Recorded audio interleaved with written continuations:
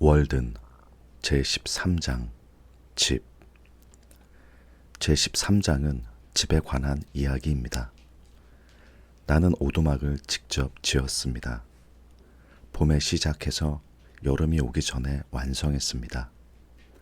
그 경험이 내게 집이란 무엇인가에 대해 깊이 생각하게 만들었습니다. 집은 단순히 비를 피하는 곳이 아닙니다. 집은 자신을 담는 그릇입니다. 집이 어떠한가는 그 안에 사는 사람이 어떤 사람인가를 보여줍니다. 나는 내 오두막을 지으면서 동시에 나 자신을 짓고 있었습니다. 이 장에서는 그 이야기를 해드리겠습니다. 오두막을 짓기 위해 나는 먼저 땅을 골랐습니다. 호숫가에서 조금 떨어진 언덕 위, 호수가 내려다 보이고 아침 햇살이 잘 드는 곳이었습니다. 그 땅에 서서 나는 오래 생각했습니다. 여기가 맞는 곳인가? 이곳에서 편안하게 살 수 있을까? 집을 짓기 전에 먼저 그 땅과 친해져야 한다고 생각했습니다. 며칠 동안 그곳에 앉아 아침과 저녁을 보냈습니다. 빛이 어떻게 들어오는지, 바람이 어느 방향에서 부는지, 어떤 새들이 찾아오는지, 그 모든 것을 파악한 후에야 짓기 시작했습니다. 집을 짓는 것은 그 땅을 이해하는 것에서 시작됩니다. 목재는 근처 숲에서 구했습니다. 이미 쓰러진 나무들, 오래된 헛간에서 나온 목재들. 나는 새 목재를 사지 않았습니다. 이미 있는 것들을 활용했습니다. 그 선택이 돈을 아꼈을 뿐 아니라 자연을 덜 해쳤습니다. 오두막의 기초는 돌로 쌓았습니다. 호숫가에서 가져온 크고 단단한 돌들. 그 돌들이 오두막을 땅 위에 단단히 붙잡아 주었습니다. 나는 벽을 세우고 지붕을 올리고 창문을 달았습니다. 모든 것을 내 손으로. 망치질이 서툴러서 손가락을 찢기도 했습니다. 치수가 맞지 않아 다시 뜯어내기도 했습니다. 그 모든 시행착오가 배움이었습니다. 오두막의 크기는 작았습니다. 가로 약 3m, 세로 약 4.5m, 침대 하나, 책상 하나, 의자 3개, 그리고 화로가 들어갈 수 있는 크기였습니다. 어떤 사람들은 그 작은 크기가 비참하다고 생각했습니다. 하지만 나는 그 작음이 오히려 자유였습니다. 공간이 작으면 관리할 것이 적습니다. 청소할 것이 적고, 채울 것이 적고, 걱정할 것이 적었습니다. 그 단순함이 마음을 가볍게 했습니다. 큰 집에 사는 사람은 큰 집을 관리하느라 많은 시간과 에너지를 씁니다. 나는 그 에너지를 다른 곳에 쓸 수 있었습니다. 오두막을 짓는 데 든 비용은 총 $28 12센트였습니다. 그 당시 기준으로도 아주 적은 금액이었습니다. 하버드 대학교 기숙사의 1년 반값이 $30였으니 나는 영구적인 내 집을 기숙사 1년 반값보다 싸게 지은 것입니다. 어떤 사람들은 이것이 불가능하다고 했습니다. 하지만 불필요한 것을 없애면 가능합니다. 화려한 장식 없이, 불필요한 방 없이, 필요한 것만으로 지었기 때문입니다. 우리는 집을 짓는데 얼마나 많은 돈을 쓸까요? 그 돈을 벌기 위해 얼마나 많은 시간을 쓸까요? 그 시간이 바로 삶입니다. 집의 핵심은 화로였습니다. 겨울이 되면 화로가 오두막의 심장이 되었습니다. 장작을 피우고 그 앞에 앉으면 어떤 추위도 문제 없었습니다. 불을 피우는 것도 하나의 기술이었습니다. 처음에는 자꾸 꺼지고 연기가 나지 않게 하려는 것도 어려웠습니다. 하지만 시간이 지나면서 불과 친해졌습니다. 장작이 타는 소리, 불꽃이 춤추는 모습, 장작 타는 냄새, 이 모든 것들이 겨울 오두막을 따뜻하게 만들었습니다. 불 앞에 앉아 책을 읽는 저녁, 그것이 내가 경험한 가장 따뜻한 집의 모습이었습니다. 집이란 무엇인가를 생각할 때 나는 현대인들의 집을 떠올립니다. 점점 더 크고 더 화려하고 더 많은 기능을 갖춘 집들. 하지만 그 집들이 사람들을 더 행복하게 만들고 있을까요? 나는 의문입니다. 집의 크기와 행복의 크기는 비례하지 않습니다. 오히려 집이 너무 크면 사람들이 서로 멀어집니다. 각자의 방에서 각자의 화면을 보며 각자의 세계에 삽니다. 가족이 함께 사는 것이 아니라 같은 건물에 따로 사는 것이 됩니다. 집의 진정한 기능은 사람들을 모으는 것입니다. 나는 오두막을 지으면서 모든 공간을 내가 직접 결정했습니다. 창문의 위치, 문의 방향, 화로의 자리, 모든 것이 내 필요와 취향에 맞게 설계되었습니다. 그 집이 세상에서 단 하나뿐인 집이었습니다. 내 몸에 꼭 맞는 옷처럼 내 삶에 꼭 맞는 집. 현대인들은 대부분 다른 사람이 설계한 집에서 삽니다. 그 집은 편리하고 기능적이지만 자신만을 위한 것은 아닙니다. 자신만을 위한 공간을 만드는 것, 그것이 자신의 삶을 만드는 것과 같습니다. 공간을 선택하는 것이 삶을 선택하는 것입니다. 가을이 되면서 오두막에 굴뚝을 달았습니다. 처음에는 굴뚝 없이 지냈습니다. 하지만 날이 서늘해지면서 화로가 필요했고 화로를 사용하려면 굴뚝이 있어야 했습니다. 굴뚝을 쌓는 일도 만만치 않았습니다. 벽돌을 쌓고 몰타르를 바르고 처음 몇 번은 연기가 새는 문제가 있었습니다. 하지만 수정하고 다시 하면서 결국 완성했습니다. 그 굴뚝에서 처음으로 연기가 피어오르는 것을 보았을 때의 뿌듯함이란, 자신의 손으로 만든 것이 제대로 작동할 때의 기쁨은 무엇과도 비교할 수 없습니다. 나는 집을 꾸미는 것에 대해 다른 생각을 가지고 있었습니다. 사람들은 집을 아름답게 꾸미기 위해 많은 돈을 씁니다. 그림, 조각, 카펫, 커튼. 하지만 나의 오두막에는 그런 것들이 없었습니다. 그 대신 창문 밖으로 호수가 보였고 아침이면 햇살이 들어왔으며 계절마다 다른 풍경이 펼쳐졌습니다. 그것이 내 집의 장식이었습니다. 자연이 제공하는 아름다움, 돈으로 살 수 없는 아름다움.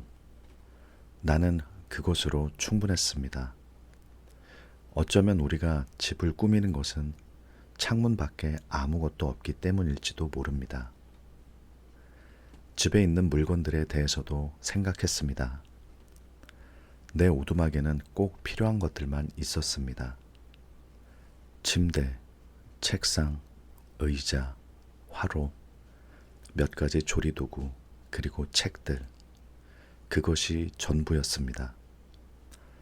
처음에는 더 필요한 것들이 있을 것 같았습니다.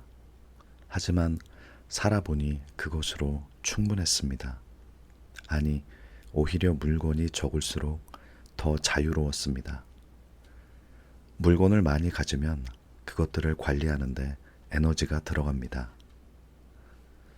물건이 우리의 주인이 되는 것입니다. 나는 물건의 주인이 되고 싶었습니다. 그러기 위해서는 물건을 줄여야 했습니다. 겨울 오두막의 아침은 특별했습니다.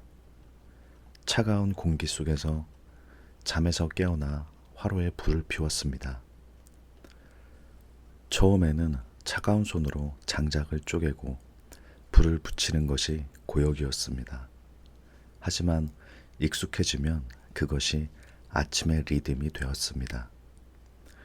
불이 붙으면서 오두막이 서서히 따뜻해지는 것, 그 과정이 하루를 시작하는 의식이었습니다. 아무도 해주지 않는 것을 내가 직접 해야 한다는 것. 처음에는 불편했지만 나중에는 그것이 자립의 기쁨이 되었습니다. 내 삶을 내가 만들어가는 기쁨. 집과 집 사이의 거리에 대해서도 생각했습니다. 도시에서는 이웃이 너무 가깝습니다. 벽 하나를 사이에 두고 다른 가족의 삶이 펼쳐집니다. 소음이 들리고 냄새가 넘어오고 사생활이 침해됩니다. 하지만 나의 오두막에서 가장 가까운 이웃은 숲을 사이에 두고 한참 떨어져 있었습니다. 그 거리가 각자의 삶을 존중해 주었습니다. 좋은 이웃 관계는 적당한 거리에서 옵니다. 너무 가까우면 서로에게 부담이 되고 너무 멀면 서로를 잊게 됩니다. 그 적당한 거리를 찾는 것이 공동체를 만드는 지혜입니다. 나는 내 오두막을 사랑했습니다. 아침에 눈을 뜨면 먼저 보이는 천장, 창문 너머로 보이는 나뭇가지들, 화로가 있는 벽, 그 모든 것들이 익숙하고 편안했습니다. 집은 우리의 외부 몸입니다. 몸이 우리의 영혼을 담듯이 집이 우리의 일상을 담습니다. 좋은 집은 우리를 보호하면서도 우리가 자신을 잃지 않게 해줍니다. 내 오두막이 그런 집이었습니다. 작지만 충분했고 소박하지만 따뜻했으며 단순하지만 아름다웠습니다. 집을 짓는 과정에서 나는 도움을 받기도 했습니다. 친구인 에머슨이 땅을 빌려주었고 몇몇 지인들이 하루씩 와서 도움을 주었습니다. 혼자 모든 것을 하는 것이 이상처럼 보일 수 있지만 사실 인간은 완전히 혼자 살 수 없습니다. 우리는 서로 기대어 삽니다. 중요한 것은 그 의존이 자발적이고 상호적이어야 한다는 것입니다. 도움을 받고 도움을 주고 그 주고받음이 공동체를 만듭니다. 나는 혼자 살았지만 그 안에서 공동체의 소중함을 더 깊이 느꼈습니다. 봄이 오면 오두막 주변에 꽃들이 피어났습니다. 야생화들이 여기저기 피어 오두막을 둘러쌌습니다. 나는 그 꽃들을 정원처럼 가꾸지 않았습니다. 그냥 피고 지는 대로 두었습니다. 야생화는 가꾸지 않아도 아름답습니다. 오히려 인간의 손이 닿지 않을 때 더 자유롭게 핍니다. 나는 그 야생화들이 좋았습니다. 계획되지 않은 아름다움, 예측하지 못한 장소에서 피어나는 꽃, 삶도 그런 것 같습니다. 모든 것을 계획하고 통제하려면 야생화의 자유로운 아름다움을 잃어버립니다. 나는 집이라는 것이 인간에게 얼마나 근본적인 것인지를 오두막을 지으면서 깨달았습니다. 집은 의식주 중 하나입니다. 하지만 단순히 필요를 넘어 집은 정체성입니다. 어디에 사는가가 어떤 사람인가를 보여줍니다. 나는 숲속 오두막에 살면서 내가 어떤 사람인지를 세상에 말했습니다. 자연을 사랑하고 단순함을 추구하고 자유를 원하는 사람이라고. 여러분이 사는 집이 여러분에 대해 무엇을 말하고 있는지 한번 생각해 보십시오. 그리고 그것이 진정한 자신의 이야기인지도. 집에서 보내는 시간의 질이 중요합니다. 큰 집에서 불행하게 사는 것보다 작은 집에서 행복하게 사는 것이 낫습니다. 나는 내 작은 오두막에서 평생 가장 풍요로운 시간을 보냈습니다. 책을 읽고, 글을 쓰고, 자연을 관찰하고, 생각하는 시간들. 그 시간들이 나를 만들었습니다. 집의 크기가 아니라 집 안에서 무엇을 하느냐가 삶의 질을 결정합니다. 지금 당신의 집에서 어떤 시간을 보내고 있습니까? 그 시간들이 당신을 원하는 사람으로 만들고 있습니까? 나는 때때로 집이 없는 사람들을 생각했습니다. 어떤 사람들은 평생 자신의 집 없이 살아갑니다. 그들에게 집이란 얼마나 간절한 것일까요? 내가 내 오두막을 지으면서 느낀 안도감, 그 따뜻함과 안전함, 그것이 모든 사람의 권리여야 한다고 생각합니다. 비바람을 피할 수 있는 안전한 공간, 그것이 인간의 가장 기본적인 필요입니다. 우리 사회가 모든 사람에게 그것을 보장할 수 있다면 얼마나 좋을까요? 집이란 그만큼 중요한 것입니다. 집을 짓는 것은 단순히 건축이 아닙니다. 그것은 자신의 삶을 설계하는 것입니다. 어디에, 어떻게, 무엇으로 지을 것인가. 이 모든 선택이 자신의 가치관을 반영합니다. 나는 숲속에서 단순하게 자연의 재료로 지었습니다. 그 선택이 내 삶의 방향을 보여주었습니다. 여러분도 지금 자신만의 집을 짓고 있습니다. 물리적인 집이 아니더라도 삶의 집을, 어디에 뿌리를 내리고 어떤 가치로 살아가고 무엇으로 삶을 채울 것인가. 그 선택이 당신의 집을 만듭니다. 어떤 집을 짓고 싶습니까? 나는 집을 짓기 전에 여러 곳에서 임시로 살아본 적이 있었습니다. 다른 사람의 집 한 방, 하숙집, 도시의 셋방. 그 경험들이 내게 집이란 무엇인지를 반대로 가르쳐 주었습니다. 남의 집에 사는 것은 언제나 조금 어색합니다. 아무리 친절한 집주인이라도 그 집은 내 집이 아닙니다. 내 방식대로 할 수 없고 내 리듬대로 살 수 없습니다. 그 어색함이 내게 자신만의 공간이 얼마나 중요한지를 알려주었습니다. 진정한 집은 자신이 가장 자신다울 수 있는 공간입니다. 그 공간 안에서 우리는 쉬고 회복하고 다시 세상으로 나갈 힘을 얻습니다. 오두막 건축 중 가장 힘든 작업은 기초를 놓는 일이었습니다. 땅을 파고 돌을 놓고 그 위에 모든 것을 세워야 합니다. 기초가 약하면 아무리 좋은 목재를 써도 집이 무너집니다. 그것은 삶도 마찬가지입니다. 삶의 기초가 무엇인지가 중요합니다. 어떤 사람은 돈을 기초로 삼고, 어떤 사람은 명예를 기초로 삼고, 어떤 사람은 관계를 기초로 삼습니다.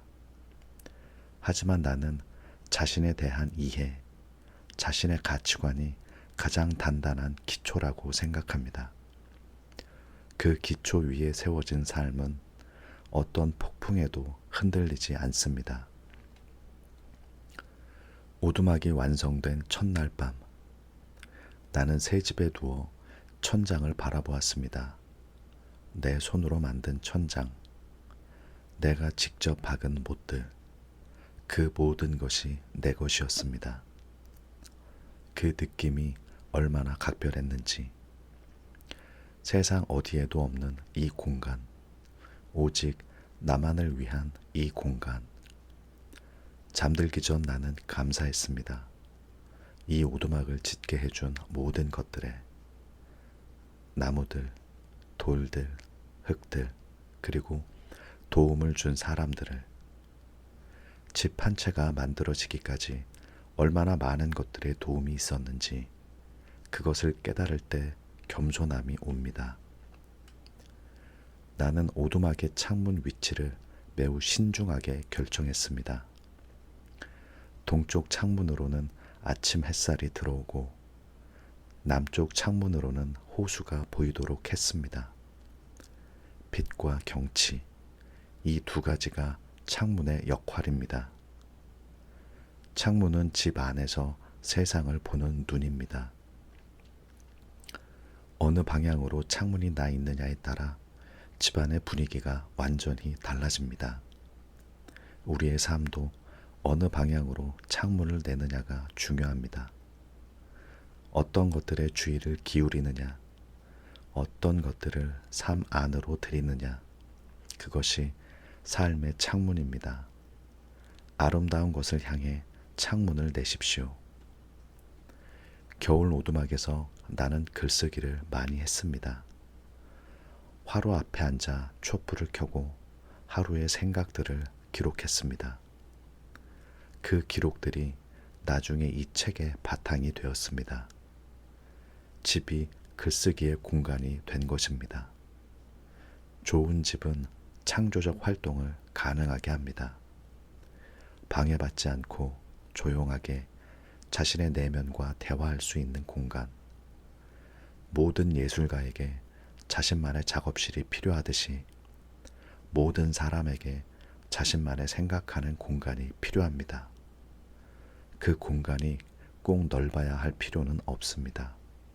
조용하고 방해받지 않으면 됩니다.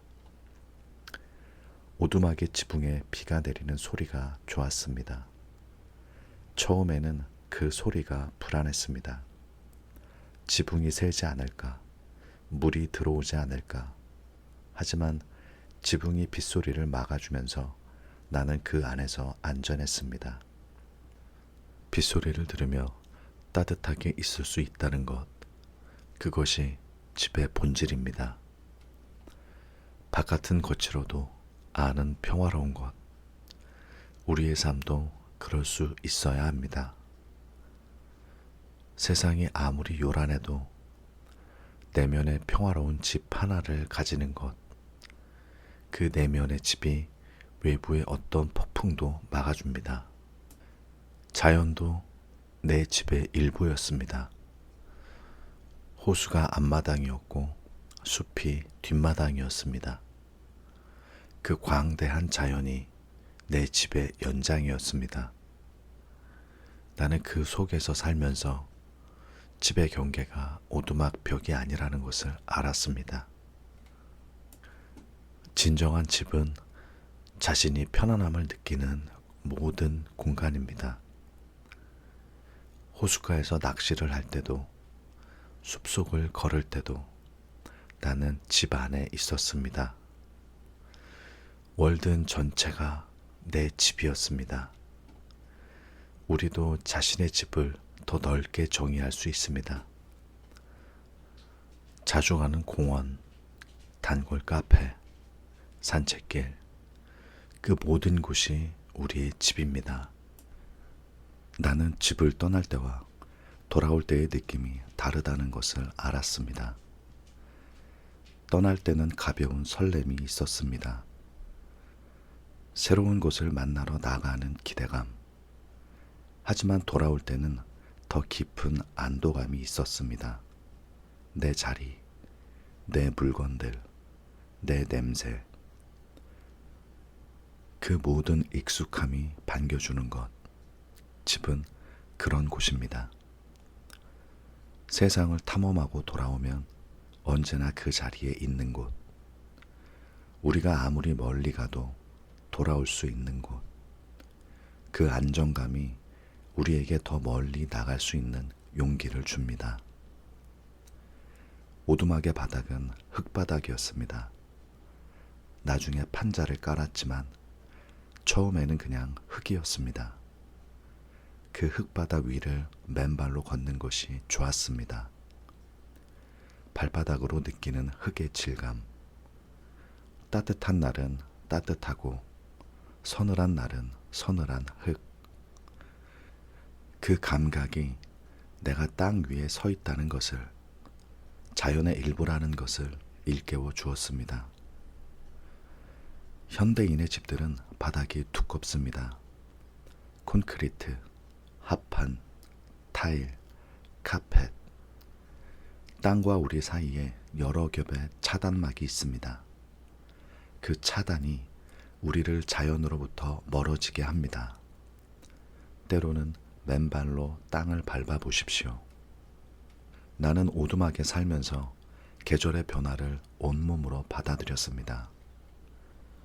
봄의 따뜻함, 여름의 열기, 가을의 서늘함, 겨울의 추위. 에어컨도 없고 히터도 없이 자연의 온도 그대로 살았습니다. 물론 불편했습니다. 여름에는 덥고 겨울에는 추웠습니다. 하지만 그 불편함이 계절을 더 실감나게 만들었습니다. 에어컨이 있는 여름은 사실 계절이 없는 것과 같습니다. 일정한 온도 속에서 계절을 피하는 것. 하지만 그렇게 하면 계절이 주는 선물도 함께 잃어버립니다. 여름의 소나기, 가을의 단풍, 겨울의 눈. 불편함을 감수하면 더 많은 것을 얻습니다. 나는 집이 단순히 잠자는 곳이 아니라는 것을 월든에서 배웠습니다. 집은 삶이 일어나는 장소입니다. 먹고, 자고, 생각하고, 꿈꾸는 모든 것이 집에서 일어납니다.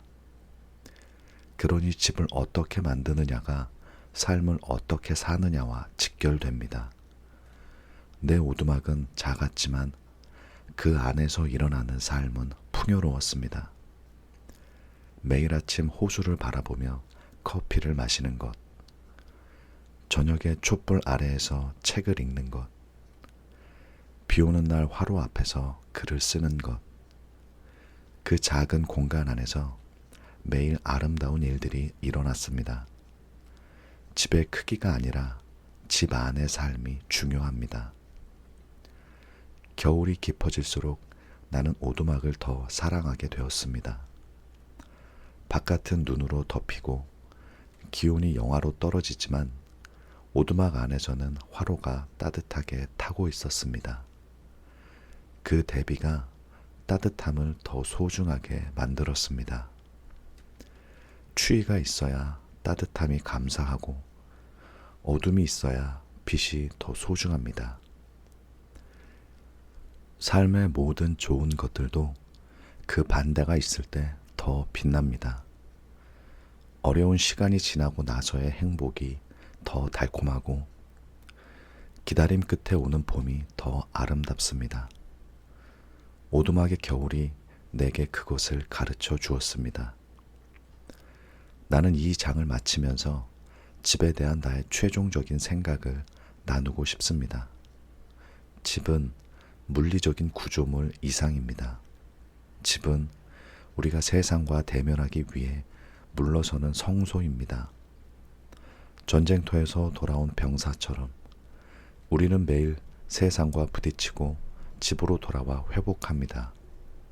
그 회복이 가능하려면 집이 진정한 의미에서 안식처여야 합니다. 당신의 집이 그런 곳이기를 바랍니다. 그리고 만약 그렇지 않다면 오늘 작은 것 하나라도 바꿔보십시오. 집을 더 자신다운 공간으로 만드는 것, 그것이 삶을 더 자신다운 방향으로 바꾸는 첫걸음입니다. 나는 이 장을 마무리하면서 여러분께 한 가지를 권합니다. 지금 당신이 사는 공간을 다시 한번 바라보십시오. 그 공간이 당신의 삶을 지지하고 있는지 아니면 당신의 삶을 짓누르고 있는지 만약 짓누르고 있다면 작은 것 하나부터 바꿔보십시오. 불필요한 물건을 하나 버리거나 창문 하나를 열거나 식물 하나를 들여오거나 공간이 바뀌면 마음이 바뀝니다. 마음이 바뀌면 삶이 바뀝니다. 당신의 집이 당신에게 가장 편안한 곳이 되기를 바랍니다. 다음 장에서는 겨울 동물들에 대해 이야기해 드리겠습니다. 함께 해주셔서 진심으로 감사합니다.